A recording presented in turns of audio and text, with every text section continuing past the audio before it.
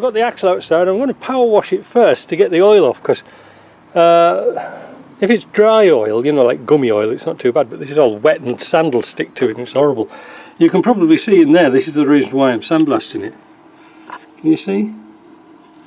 Maybe you can see if I go like that. Look at the rust in there. Same at this side, look.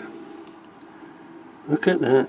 Terrible, isn't it? Yeah, I won't bother. I think I'll just blast it up to there and save. Oh no, I think, I'll tell you what, I'll just blast that bit and then they can mask that off, can't they, when they want to do the rest of it. So let's get it on the table over there and then we'll bring out the differential. Well, after a few minutes with the power wash, hot steam cleaner, it's come out remarkably well. A lot of that rust in the tubes has been blown out and there's no gunk in there, but I still think when I look through here I might just give those tubes a bit of a blast. So I've got set up over there.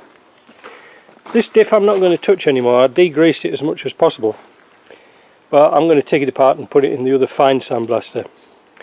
And then once everything's clean, we can start to play around with this a bit. Yeah, it's a really gunky mess and it stinks to high heaven. I've got to scrape off the rest of that gasket. In fact, I might just sandblast it off and then get to town, because like I say, got all that gunk and thick stuff out of here, but I'm going to have just a bite of lunch and then come back when this is dry. Right, I had to get a bit of a wriggle on after sandblasting because it's just started to rain, but I got the tubes all blasted out nice, the insides come out nice, no problems there. Like I said, just a light coat of paint just to tidy it up a bit. Now I'm sort of working on these bits here. I marked up the carrier. It was really bad inside. I hope we can save it. But anyway, I'm going to this is like a petrol diesel type wash just to get the thick grease off. Now we're going to get the diesel off with some brake cleaner and hopefully we can make these look nice again, because now it's going in the sandblaster and then into the bead blaster. Right, it's Sunday morning and we're going to have a look at trying to assemble this Salisbury axle that was really rusty, but I bet you're dying to see, after a couple of hours work with my blasting cabinet and the vapor honing machine, how things actually turned out. Not too bad. You can see down here, there's the spider for the centre, the gears, there's the pinion, turned out very nice. Crown wheel, there is a few pits in it, but it's not the end of the world.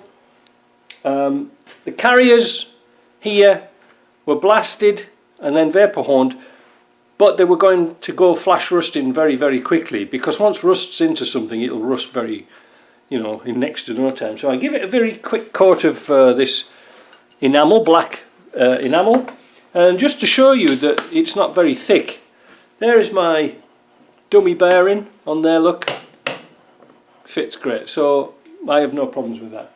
The sand I've been using usually in my cabinet when it's new is this stuff. It's 3060 grit. It's very fine, but before throwing it out, some sand gets like this. It's extremely fine. It's almost like dust, and that's the stuff I keep and change in my cabinet for doing things like this. You see what I mean? All this lot, it comes up really nice. I mean, you can see after the vapor honing it's come up pretty nice. Cleans all the dirt out, even cleans out all the threads. Yeah, no, that's going to be kind of good. On the panel here, this cover, I used the rough sand that was still in the machine after Jeff had been down doing his axles, and it is rough. It's really coarse, but it rips the sand off, rips the paint and the rust off in next to no time. But you can see what I'm trying to say about flash rusting. You can see it's starting to come through here already and round here.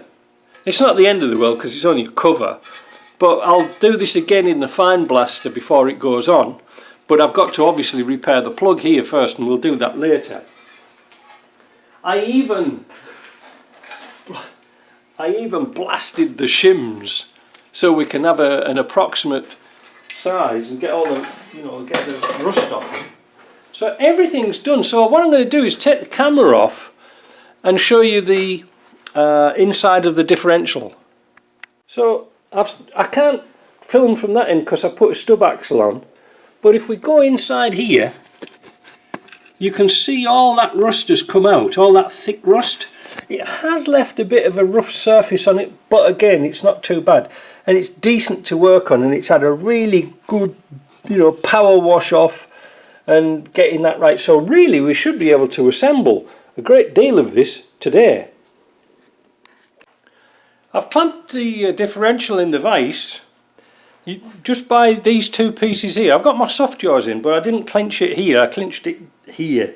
So that's nice and stable. Now we're going to put some thread lock on the bolts and working diagonally opposite, we're going to run them down.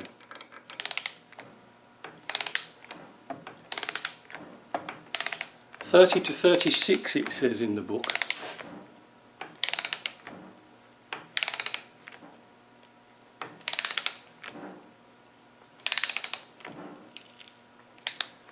Now it's pulling itself down, so I'm going to do a bit on this one. Oops.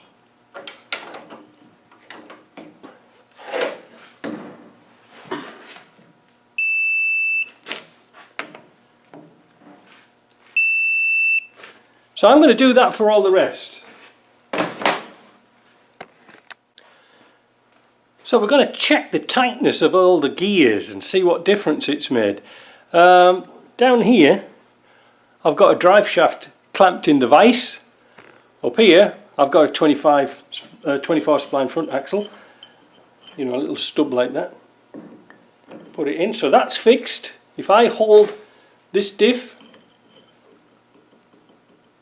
that's it. Can you hear it? There is no play on that whatsoever. That is good. So the next thing is to assemble the crown wheel. Just as before, when we do a crown wheel, we'll take our oil stone, just run it over to take any burrs off or eye spots.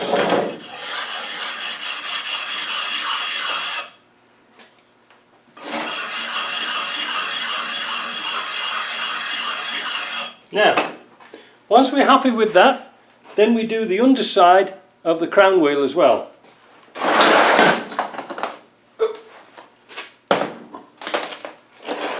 This bit here. Now I know it's got paint on, but it won't matter too much for the paint.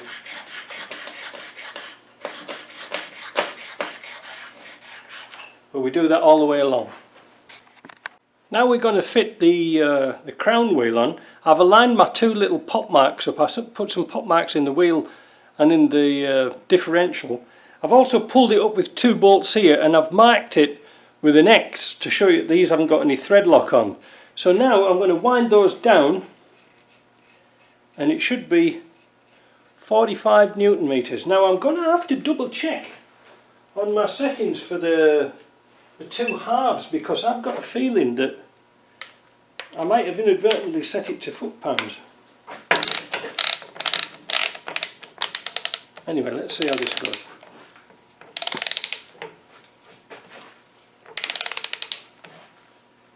So this is 45. Just starting to go.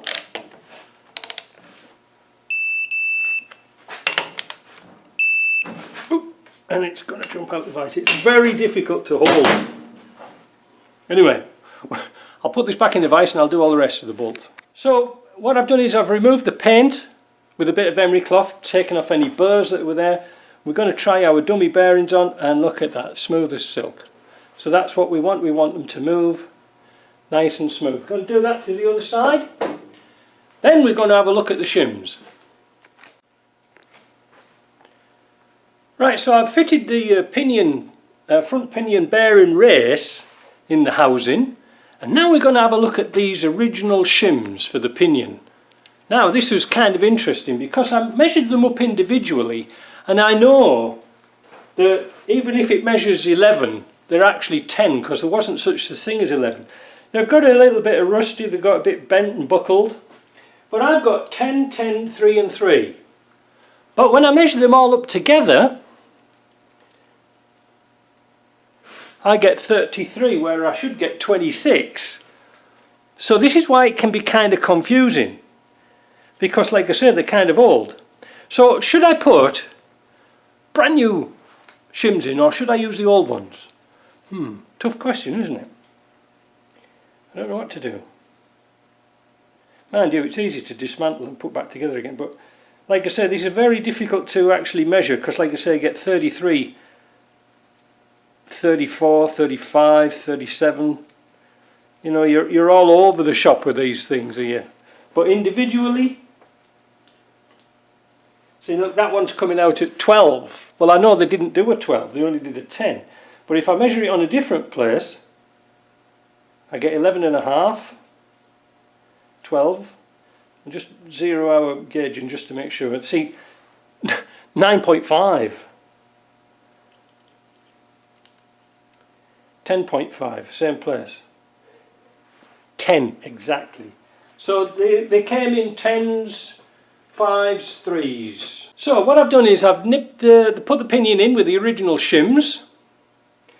I've nipped down the pinion so it's seating the shims. It's tight to turn, but not impossible to turn. The next thing we're going to do is set out our height, if I can, because that's heavy. Now, one thing to observe on this, and it's very difficult to see, and I'm going to have to shout this out to you. On the top of the pinion, it is marked 4. Get this, not +4, not -4, just 4. So having set up zeroed the gauge here, well, we thought we had,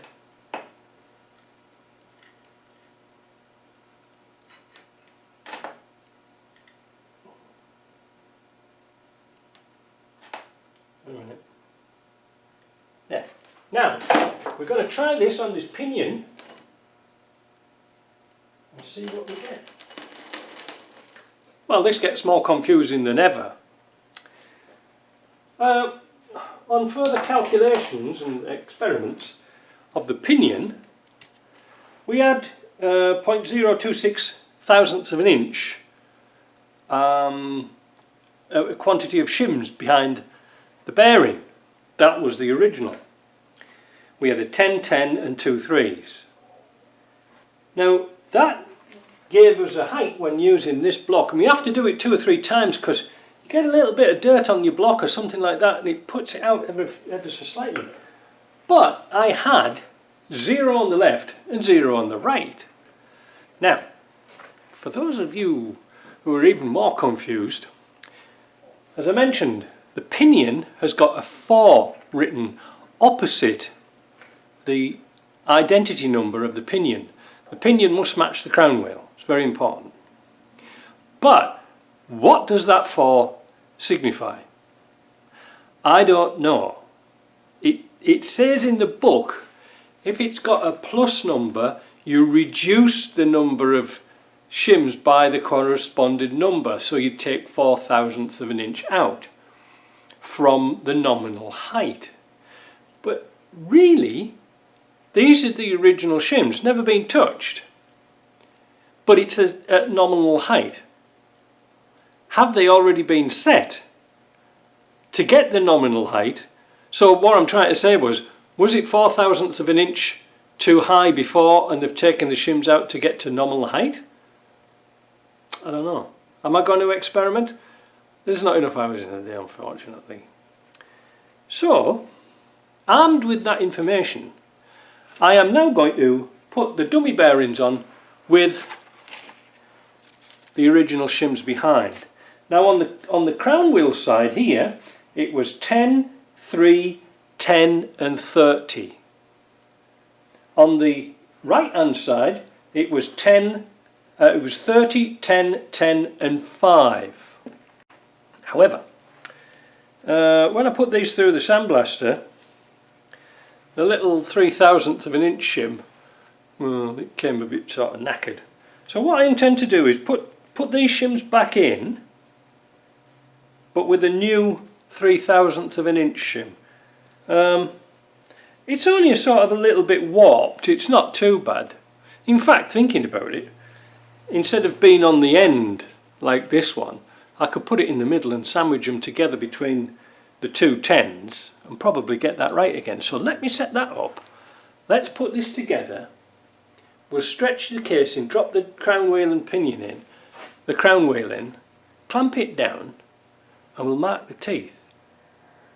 This could be interesting. Oh, first of all, we've got to find out the run out of the crown wheel. There's so much to do, isn't there?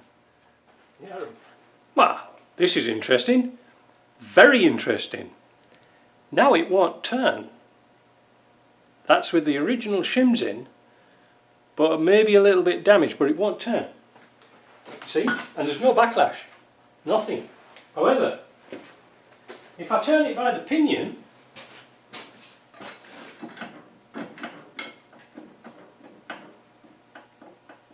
there's a little bit of backlash, but it does turn. Now, should I take out the differential again and reset that with brand new shims to the same value that came out? Because I don't think it's my blocks that have changed. At least I don't think so. But it's tight.